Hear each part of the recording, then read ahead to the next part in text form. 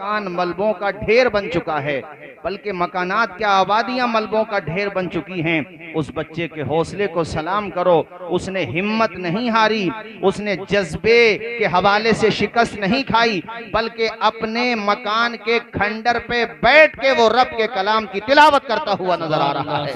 और दुनिया की सोई हुई आबादी को, हम लोगों को, हम सोए हुए लोगों को एहसास दिला रहा है कि न घबराओ मुसलमानों, खुदा की शान बाकी है, अभी इस्लाम जिंदा है, अभी कुरान बाकी है। सुभान अल्लाह। उसके जज्बे को सलाम करो। हम और आप तो जरा सा माहौल इधर उधर हो जाए तो देखो मजमे से जाने लगते हैं। अल्लाह का शुक्र खैर आप लोग रुक गए, मगर मैं ये बता रहा हूं कि इतना सब कुछ देखने के बावजूद, आबादियों को खंडरात में बदलता हुआ देखने के बावजूद, पूरी पूरी आबादियां मिसमार कर दी गई, ये सारे मनाजिर देखने के बावजूद हमारे वहां मसाजिद में नमाजियों की तादाद वही है जो पहले थी, आज भी वही है। ये रोने की बात नहीं है। मुझे बताओ, ये लाखों रुपया इतना बड़ा जलसा कराने का क्या फायदा निकलेगा अगर तुम्हारी मस्जिदें वैसे ही वीरान रहे जैसे पहले थी? मुझे बताओ, क्या रिजल्ट निकलेगा अगर तुम जलसे भी मनोरंजन के लिए करोगे, या सिर्फ यहाँ पर आओगे और टाइम पास करके चले जाओगे?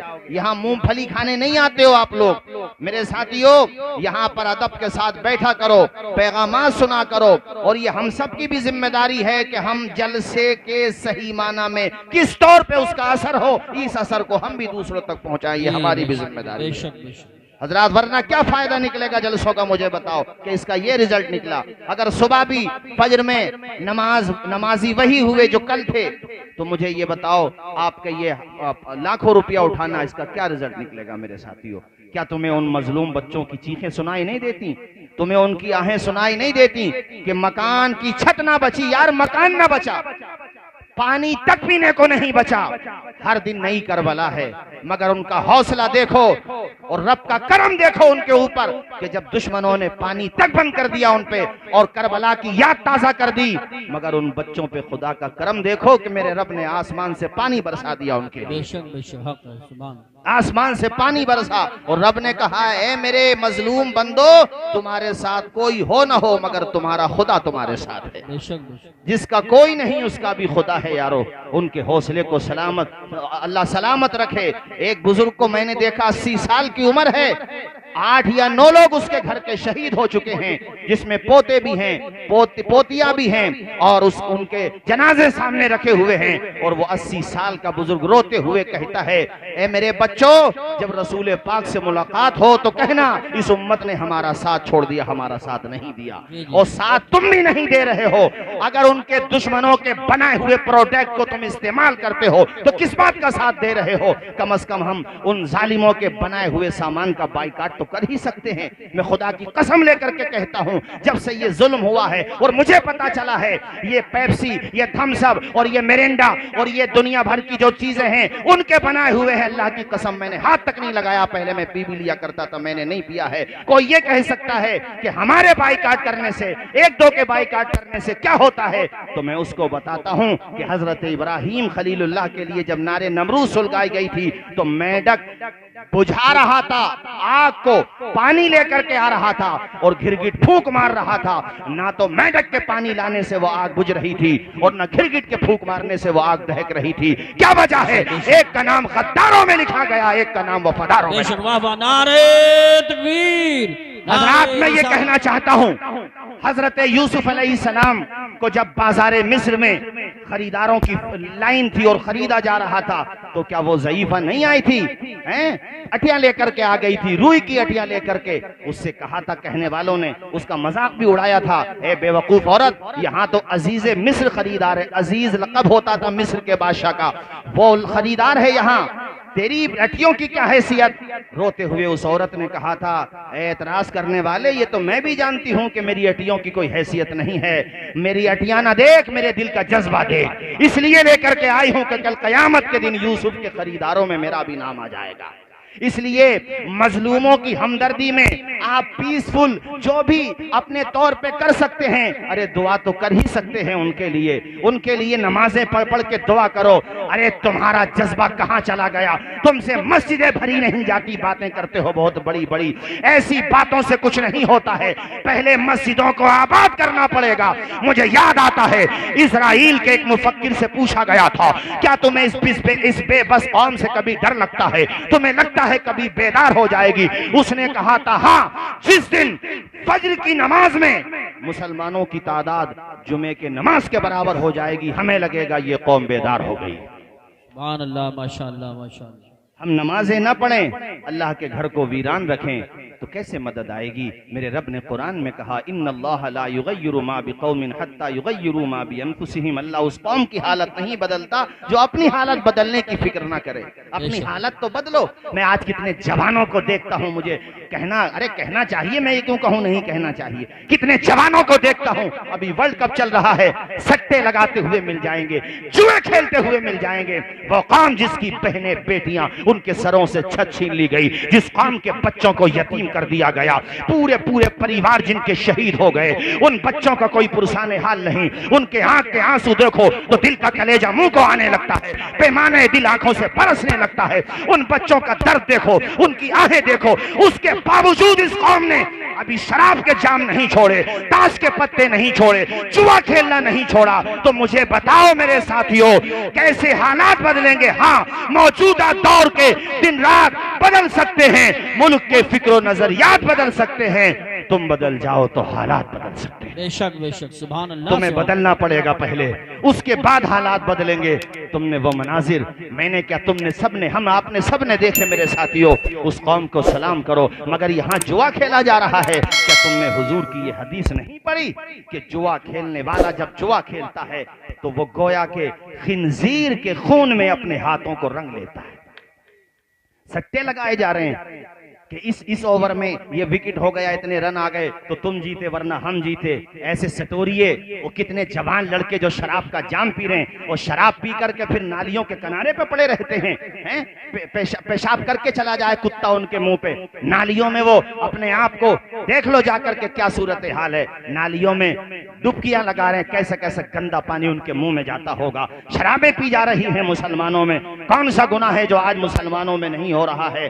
अपने आप को बदलो। सहाबा और हकीकत में मुसलमान वो थे कि जब शराब की हुर्मत पे आयतें नाजिल हुई कुरान में, तो शराब के मटके फोड़ दिए थे और नाली में पानी की जगह शराब बह रही थी। मेरे साथियों, ये अहले ईमान होते हैं। आज हमें और आपको क्या दर्द है? किसका दर्द है? किसी का कोई दर्द नहीं, न किसी का एहसास है। अल्लाह अल्लाह, उनके जज्बे को सलाम करो। वो खंडरात पे बैठ के कुरान पढ़ रहे हैं मेरे साथियों। उनके मकानों पे छतें ना बची, फिर भी कुरान पढ़ रहे हैं। ये 6 बच्चे हाफिज कुरान हुए। मुझे एक वाकया वहीं का याद आ गया कि वो खैमा लगा करके कुरान की तालीम देते हैं, अपने बच्चों को कुरान पढ़ाते हैं। और उन्हीं खैमों में अल्हम्दुलिल्लाह पिछले साल 1000 से ज्यादा हाफिज कुरान बन गए थे। आज हमें क्या हो गया? उन लोगों का जज्बा देखो, हौसला देखो, अपने अमल से वो साबित कर रहे हैं। हक को कभी बातिल न कहा है, न कहेगा। हक को कभी बातिल न कहा है, न कहेगा। दीवाना मोहम्मद का डरा है, न डरेगा। दीवाना मोहम्मद का डरा है, न डरेगा। सुभान अल्लाह, सुभान।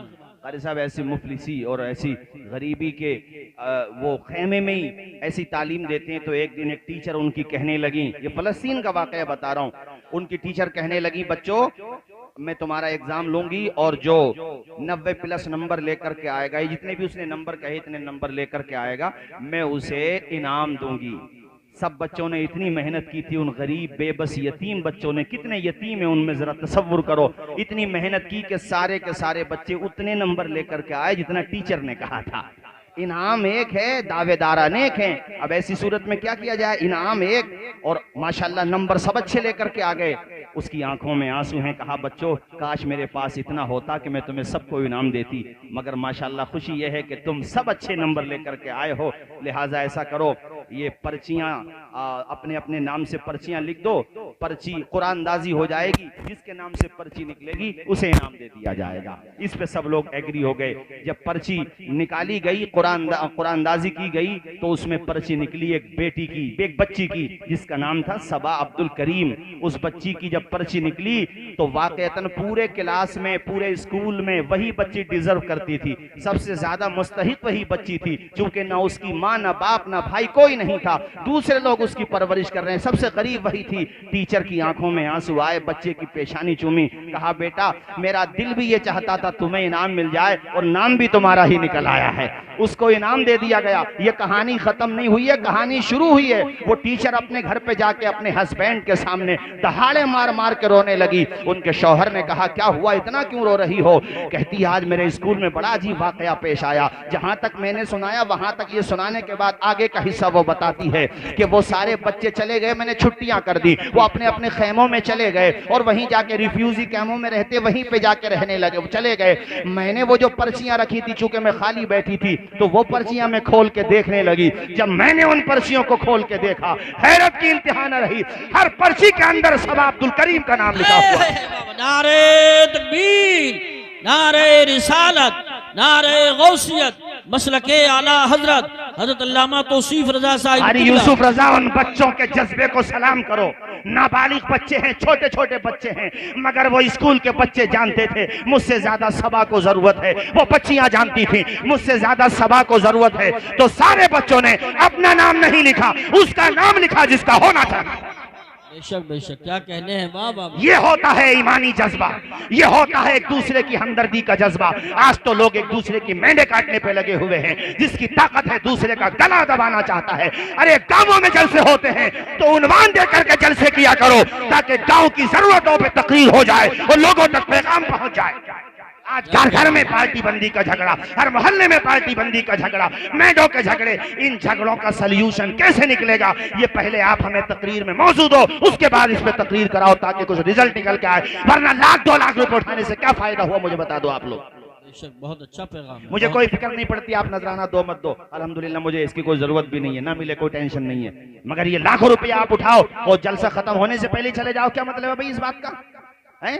क्या मतलब है? यहाँ बैठ के मूंगफलियां खाते हो आप लोग। वुजू के साथ बैठा करो, बार बार कहा कारी साहब ने, बावुजू बैठा करो और बाद में ये मत कहा करो वो साहब आए, वो साहब आए, ऐसा कर गए, वैसा कर गए। ये बातें पहले सोचा करो, बाद में मत सोचा करो। समझ में आई कि नहीं आई? भेजे खराब हो गए तुम लोगों के, तुम्हें कुछ भी अंदाजा नहीं है दुनिया में क्या तमाशा बना करके रख दिया है। पार्टी बंदी के झगड़े हैं, छोटी छोटी बातों पे लड़ाइयां करते हो। वो उससे लड़ रहा, ये इधर से लड़ रहा, ये झगड़े खत्म करो। अगर वो तुम्हारी दूसरी पार्टी का भी है, मिला करे, उसको पढ़ के सलाम कर लिया करो। ये ना सोचो कि इसने हमें वोट नहीं दिया था, यार तेरे नबी का उम्मती तो है वो। बेशक, क्या कहने हैं। सुभान अल्लाह। वाह वाह वाह। इस्लाम दिल तोड़ने की बात नहीं करता, टूटे हुए दिलों को जोड़ने की बात करता है इस्लाम।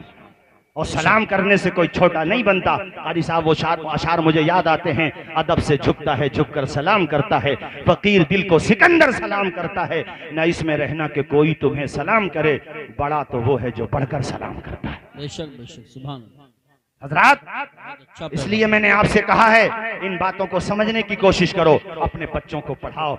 बताइए सबने उन्हीं के नाम लिखे, और मुझे वो जो आपने मिसरे पढ़े वो याद आए कि हुस्न अखलाक की अनमोल निशानी दे दो, गम के ठहरे हुए दरिया को रवानी दे दो। तुम हुसैनी हो तो एहसान के मशकीजे से, कोई दुश्मन भी अगर मांगे तो पानी दे दो। वाह वाह वाह। सुभान अल्लाह, सुभान अल्लाह।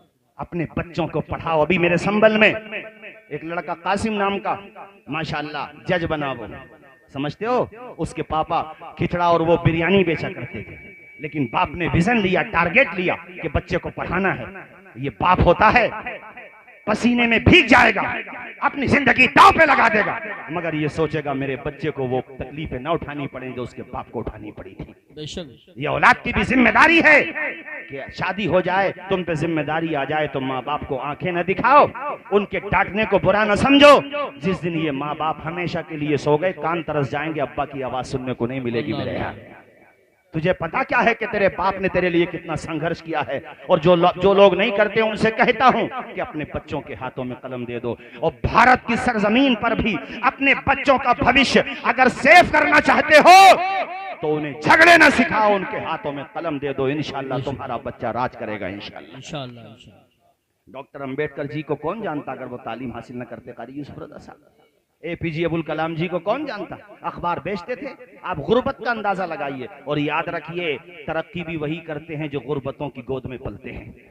अमीर का बेटा बहुत कम पढ़ता है, मगर ठीक है पढ़ भी जाता है, मगर गरीब चूंकि जानता है मुझे मेहनत करना होगी। और ये जो 6 बच्चे हाफिज कुरान बने, तुमने आज इनकी कामयाबी का सेहरा इनके माथे पे देखा और देखोगे अभी दस्तार होगी, मगर इनकी परेशानियां नहीं देखी तुमने, इनके पाँव के छाले नहीं देखे, पूरी पूरी रात कुरान पढ़ते हुए नहीं देखा, इनको 4 बजे उठते हुए नहीं देखा है। जब तुम सोते होते थे तुमसे तो फजर की नमाज भी नहीं पढ़ी जाती, मगर ये नौने हालाने मुस्तफ़ा, ये जरा जरा सारे बच्चे किस वक्त उठ जाते हैं? 4 बजे। अजान फजर बाद में होती है, इनका उस्ताद इन्हें पहले उठा देता है। फिर तुम कहते हो कि मुदर्रिस ने हमें क्या दिया, इमामों ने हमें क्या दिया, इन मदरसों ने हमें क्या दिया?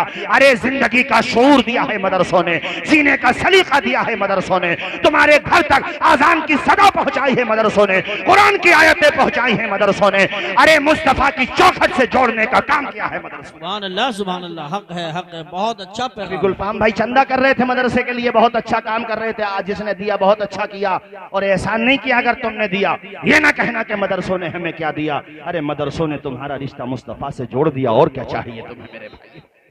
मैं पढ़ा हूं मदरसे में, मैंने तालीम हासिल की है। कितनी दफा मदरसों में नाश्ता तक नहीं मिलता मेरे भाइयों। बगैर नाश्ते के वो बच्चा कुरान पढ़ता है, उसके पाँव की खाक को सुरमा बना लो तब भी हक अदा नहीं हो सकता। उसने 30 पारों का हाफिज हुआ है, यूं ही नहीं हुआ है, एक एक आयत को 10 दफा याद किया है, सबक सुनाया है, फिर पिछले की फिक्र है, फिर सबक की फिक्र है। यार इस तरह से जिंदगी गुजरी है। यही तो वजह है कि आमना के लाल ने, मेराज के दूल्हा ने मदरसों में पढ़ने वाले का मकाम बताया है कि दुनिया वालों, इन मदरसों में पढ़ने वालों को हकीर न समझा करो। जब ये घर से निकलते हैं तो फरिश्ते आसमान से निकलते हैं। वाह वाह वाह वाह वाह, सुभान अल्लाह, सुभान अल्लाह, बहुत खूब।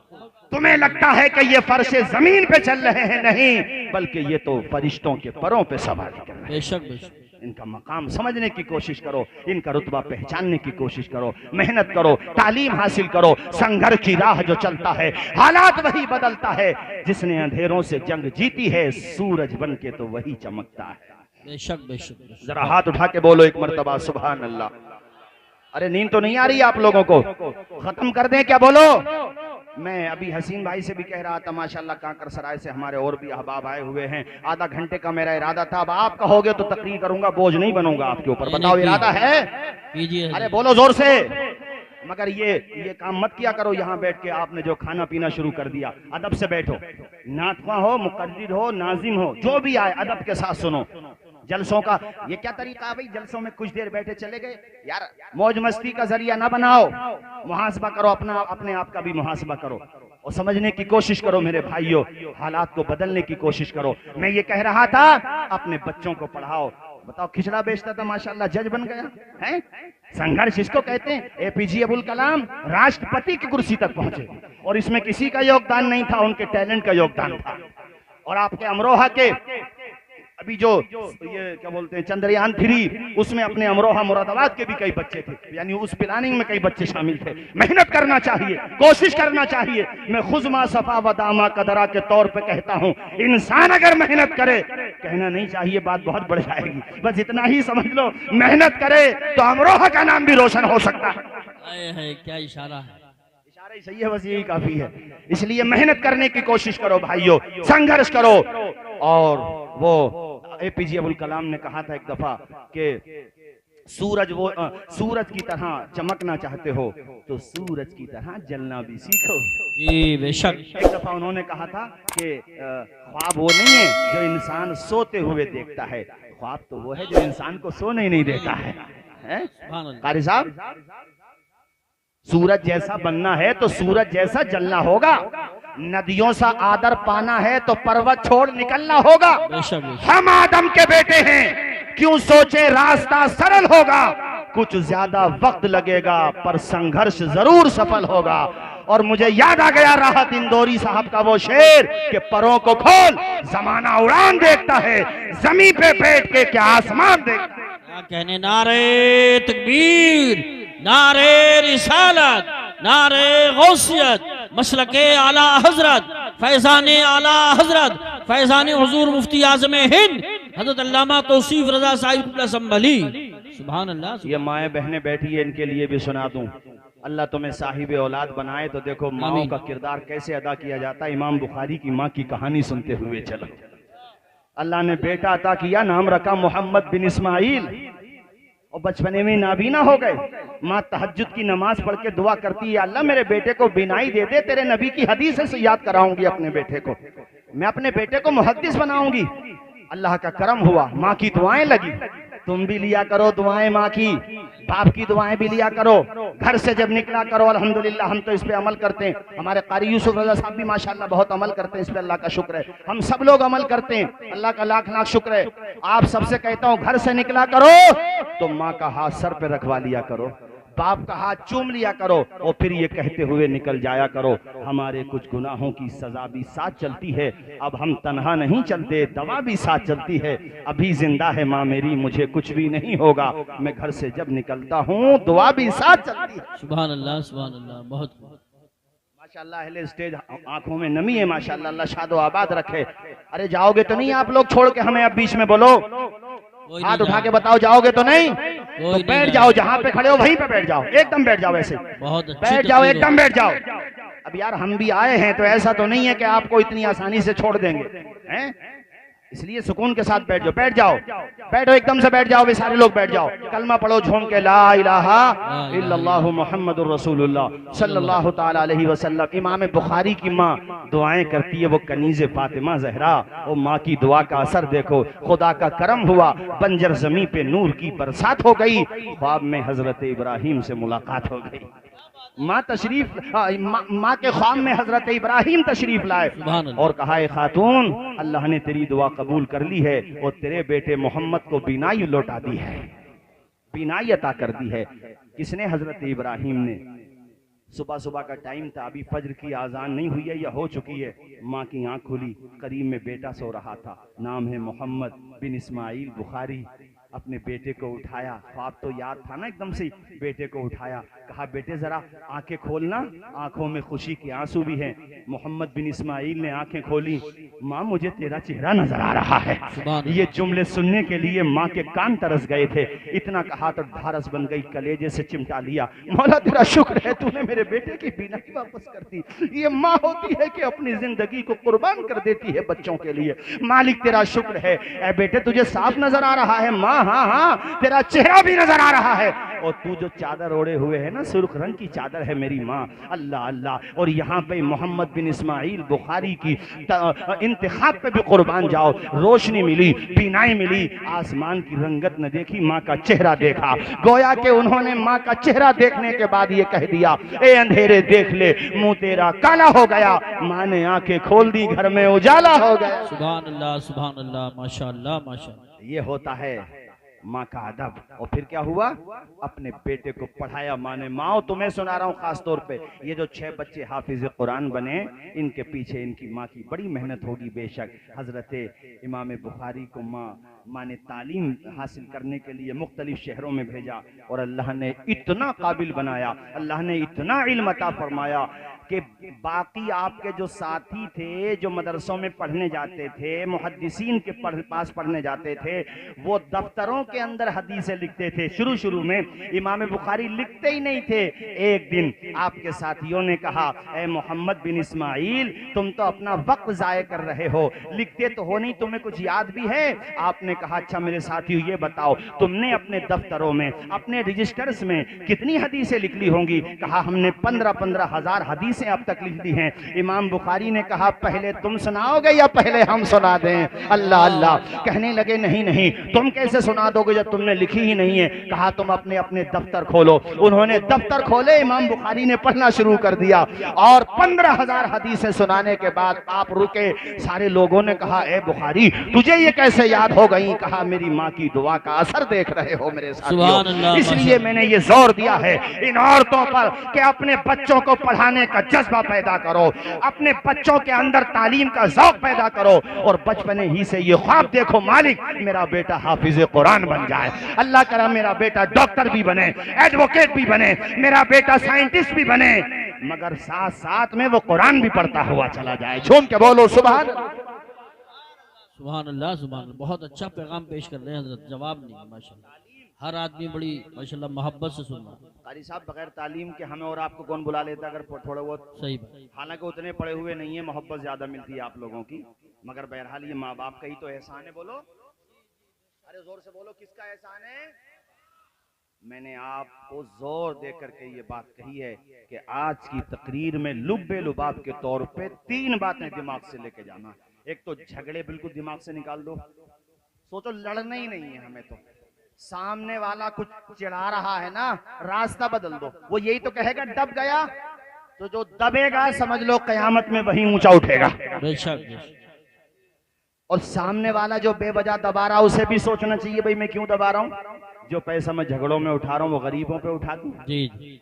और भैया पैसा फिर भी नहीं रोका जा रहा तो मदरसों में उठा दो, सवाब ही मिलेगा, लेकिन तुम सब्र कर लो। और दूसरा पैगाम, मस्जिदों को आबाद करना। बेशक। मस्जिदों को, जोर से बोलो, मस्जिदों को, हाँ, 5 वक्त नमाज का मिजाज बना लो कि नमाज तो हमें पढ़ना ही है। यार सिर्फ मस्जिदें भर देना हम लोग तो इसी का बहुत अच्छा असर पड़ जाएगा। कारी साहब, बेशक बेशक। 3 दिन तो नमाज पढ़ते हैं मुसलमान सबके सब, ईद में, बकरा ईद में और अलविदा में, यानी ईद उल फित्र में और ये ईद उल दुहा में और अलविदा में, यानी सब के सब पढ़ते हैं। अरे बाज जुमे भी गोल कर देते हैं, मगर इन 3 दिनों में पढ़ लेते हैं माशाल्लाह। पढ़ते हैं कि नहीं? बोलो, बताओ, राज्य सरकार से लेकर मरकजी सरकार तक तुम्हें प्रोटेक्शन देती है कि नहीं? ऊंचा बोलो, देती है कि नहीं? अरे बोलो, देती है, इज्जत देती है। तुमने सबने 3 दिन नमाज पढ़ी, अल्लाह ताला का करम देखो कि औरों ने भी तुम्हें इज्जत दी। इसका मतलब क्या हुआ कि हर दिन अगर इसी तरह से 5 वक्त नमाज के लिए तुम निकलने लगे तो फिर कारी यूसुफ रजा साहब मुस्कुराते हुए ये 4 मिसरे सुनाएंगे कि गैर को अखलाक से अपना बनाना सीख लो, रंजो गम के साए में भी मुस्कुराना सीख लो, देखना दुनिया झुकेगी खुद तुम्हारे सामने, तुम खुदा के सामने सर को झुकाना सीखो। सुभान अल्लाह। नारे तकबीर, नारे रिसालत, नारे गौसियत, मसलके आला हजरत, फैजान आला हजरत हजरत अल्लामा तौसीफ रजा साहिब क़िबला, जश्न दस्तार बंदी। सुभान हारी साहब 15,000 हदीसें ऐसे सुना दी। 1988 में, अब बहुत जल्दी 10-15 मिनट में तकरीर खत्म कर रहा हूँ। 1988 में इराक के अंदर एक बच्चा स्कूल से पढ़ के वापस आया तो उसकी माँ ने उससे कहा, बेटे अपनी कॉपी मुझे दे। उसने कॉपी दे दी। कॉपी जब दी तो माँ ने उस कॉपी पे लिखा, इन्नी उहिब्बु अन तकून तय्यारन, ए बेटे मैं तुझे पायलट देखना चाहती हूँ। अरे जोर से बोलो यार, क्या देखना चाहती हूँ? पायलट समझते हो? जहाज का ड्राइवर, पायलट। माँ से उसने कुछ नहीं कहा, उसने वो कॉपी का पर्चा हिफाजत के साथ रख लिया और वो बच्चा पढ़ता रहा यहाँ तक के सन 2022 के लास्ट मंथ दिसंबर में वो दिन भी आया। अच्छा, उसके बीच में कई दफा ऐसा हुआ, वो कहता था, माँ तो उम्रा करने क्यों नहीं जाती? तो माँ कहती थी, बेटे मेरी तमन्ना ये है जिस जहाज में बगदाद से बैठ के मदीना एयरपोर्ट या जद्दा एयरपोर्ट जाऊं, उस जहाज को उड़ाने वाला कोई और ना हो, मेरा अपना ही बेटा होना चाहिए। मैं ये चाहती हूँ कि मेरा बेटा पायलट हो और उसकी माँ ज़ायरे मदीना हो, उसकी माँ मदीने की ज़ियारत करने के लिए जाए। बेटे ने माँ का ये विजन, माँ का ये मकसद, माँ की इस दुआ को अपने दिल से गांठ में मजबूती के साथ बांध लिया और सन 2022 के आखिरी महीने दिसंबर में कारी यूसुफ रजा साहब वो दिन भी आया कि जब बगदाद एयरपोर्ट पे वो जहाज की तरफ बढ़ रही है तो बेटा जहाज के मेन डोर पे खड़े होकर माँ को सैल्यूट कर रहा है। सुभान अल्लाह, सुभान अल्लाह, माशाअल्लाह माशाअल्लाह। आए है, झूम के नहीं बोलोगे भाइयों? नींद आने लगी क्या आप लोगों को? झूम के बोलो या रसूल अल्लाह, या रसूल अल्लाह अल्लाह। जब मेन दरवाजे पे माँ पहुंची और माँ को बेटे ने देखा तो उसने अपना कैप, यानी जो उसका लगाने वाला कैप होती है, उसने वो कैप उतारा और माँ के कदमों में रख दिया। माँ की आंखों में आंसू आए, माँ ने अपने बेटे की पेशानी को चूमा और ये कहा, या अल्लाह ऐसी औलाद सबको अता फरमा जैसी औलाद तूने मुझे अता फरमाई। सुभान अल्लाह। मेरे बेटे ने वो करके दिखा दिया और अल्हम्दुलिल्लाह उसकी माँ उम्रा करती है, फिर वापस अपने वतन आ जाती है। ये सुनाने का मकसद ये था, ए माँ तुम्हें मैं सुना रहा था कि अपने बच्चों को बचपने ही से विजन दो, टारगेट दो, हमें अपने बच्चों को कामयाब बनाना है, उनके हाथों में कलम देना है। मुझे आजम खान साहब का ये जुमला याद आता है, उन्होंने कहा था, अगर तुम भी अपनी नस्लों के बारे में गौर नहीं करोगे तो 7 समंदर पार से तुम्हारे हाथों में कलम देने के लिए कोई नहीं आएगा। बेशक तुम्हें ही पढ़ना पड़ेगा। अभी आपके कुंवर दानी साहब हैं, अपने यहाँ के सांसद। एजुकेशन की ताकत है भाइयों, तालीम की ताकत है, तालीम हासिल करो। ये मत सोचने लगना कि ये मौलाना तौसीफ रजा साहब इस विलेज में तालीम की बात लेके बैठ गए, हम गांव के रहने वाले हैं, हम पढ़े भी तो क्या पढ़ेंगे, करेंगे भी तो क्या करेंगे। ये गलत सोच है, ऐसा कुछ नहीं है। अल्हम्दुलिल्लाह बहुत से लोग हैं जो गांव के भी हों तो अल्लाह के करम से नाम रोशन कर देते हैं। अरे वो लड़का भी तो गांव का ही है भैया, अरे वो भी तो जिला अमरोहा का नहीं है, बोलो, नाम रोशन हो जाता है। इसलिए घबराओ नहीं, संघर्ष करो, मेहनत करो, जज्बा लेकर के जाओ और अपने दिमाग में ये बिठा करके जाओ, जो पैसा हम बिया शादियों में फजूल खर्च कर रहे हैं और खुराफात में उठा रहे हैं, वो पैसा हम बच्चों की तालीम पर उठाएंगे। बेशक। बोलो जरा इंशाअल्लाह, और जोर से बोलो भाइयों इंशाअल्लाह। पढ़ाओगे कि नहीं पढ़ाओगे बच्चों को, बोलो। आधी रोटी खाएंगे, बच्चों को पढ़ाएंगे। आवाज आए बच्चों को। अपने संबल की बात है, जब ये चेयरमैन शरीतुल्लाह साहब जिला के चेयरमैन बने थे, उस टाइम की बात है, बल्कि उनसे भी उन्होंने ही सुनाई थी ये बात। अपने संबल में जो कोर्ट है तो उसमें एक संतरी हुआ करता था, गैर मुस्लिम था, मगर मैं तालीम के बारे में बता रहा हूँ, ज़ौक़ होता है। वो संतरी था, जब जज साहब आते थे तो उनकी कुर्सी लगाना या बाकी काम देखना वो उसकी जिम्मेदारी थी, सैल्यूट भी करता था उनको। तो उस संतरी के दिमाग में ये बात आई, क्यों ना ऐसा हो कि मैं तो संतरी ही रहूंगा, आगे क्या तरक्की करूंगा, लेकिन इस कुर्सी पे एक दिन मेरा बेटा आ रहा हो, मैं यहीं पे। वाह वाह वाह। और उसने पढ़ाया और इतना पढ़ाया कि रिटायरमेंट का टाइम था उसका, जल्द ही वो मतलब रिटायर होने वाला था। उतने ही में उसका बेटा जज बन के संबल की कोर्ट में आ रहा था और बाप वहां खड़े होकर के अपने बेटे को सैल्यूट मार रहा था। तो बेटा आगे नहीं बढ़ा, बल्कि अपने पिताजी के चरणों में झुक गया और अपने पिताजी के चरणों को उसने छुआ, सम्मान दिया। ये कहना चाहता हूँ, अरे उसके एतबार से मैंने कहा तालीम हासिल करना चाहिए। एक अभी यहाँ का हरियाणा का लड़का था, मैंने उसका फोटो देखा सोशल मीडिया पे, वो मेहनत करता था, उसका बाप रक्षा चलाता था, रक्षा पोलर ऑटो चलाता था, मगर बच्चे को पढ़ाता था, कितनी परेशानियां उठाता था, फाका करता था, बच्चे को पढ़ाता था। उसका बेटा तो IAS बना, DM बना, और जिस दिन DM के ऑफिस में वो पहुंचा, पहला दिन था पोस्टिंग का, तो अपने पिताजी को उसने कुर्सी पे बिठाया, खुद पांवों में बैठ गए अपने पिताजी के, और उसके बाप ने रोते हुए अपने बच्चे के सर पे हाथ रखा। ये चंद बातें तुम्हें मैंने सिर्फ इसलिए बताई है ताकि जलसे का कुछ निचोड़ निकल के आए, इतने मजमे में एक बंदा भी ये अज़्म लेकर के जाए कि इंशाअल्लाह अपने बेटे को एडवोकेट बनाऊंगा, और इतना बड़ा एडवोकेट बनाऊंगा, सिर्फ अमरोहा कोर्ट का एडवोकेट ना बनेगा, अल्लाह ने चाहा तो मेरा बेटा सुप्रीम कोर्ट का एडवोकेट बने। और एडवोकेट क्या, हम तो जज का ख्वाब देखे ना भाई। अरे ये सब बेवजह की बातें हैं कि तुम्हें दुनिया नहीं चाहती, कुछ ना कुछ सच्चाई है, मगर लोहा खोटा है तो कहीं ना कहीं लोहार भी तो खोटा है यार, कहीं लोहा खोटा है कहीं लोहार खोटा है, कुछ न कमी तो हमारी भी है। अरे बिरादरी के ऊपर मत ले जाना इस बात को यार, एक जुमला बोला जाता है, यानी कुछ लोहा खोटा कुछ लोहार खोटा, इसका मतलब ये होता है कि उधर से भी तासुब है मगर कमी तो हमारी भी है, गफलत तो हमारी भी है। वरना प्राइवेट जॉब करने से कौन रोक सकता है, तुम्हारी सलाहियतों से कौन रोक सकता है, तुम्हारे अंदर खूबी हो, अगर खूबी की बात आ गई तो मैं बता दूं, खूबी अपने आप को मनवा के रहती है। इंसान के अंदर अगर सलाहियत हो तो दुश्मन को मानना पड़ता है, किसी की मजबूरी न बनो, उसकी जरूरत बन जाओ। सुभान अल्लाह, बहुत अच्छा जुमला है। उसकी क्या बन जाओ, बोलो जोर से, आवाज आए, क्या बन जाओ, उसकी जरूरत बन जाओ।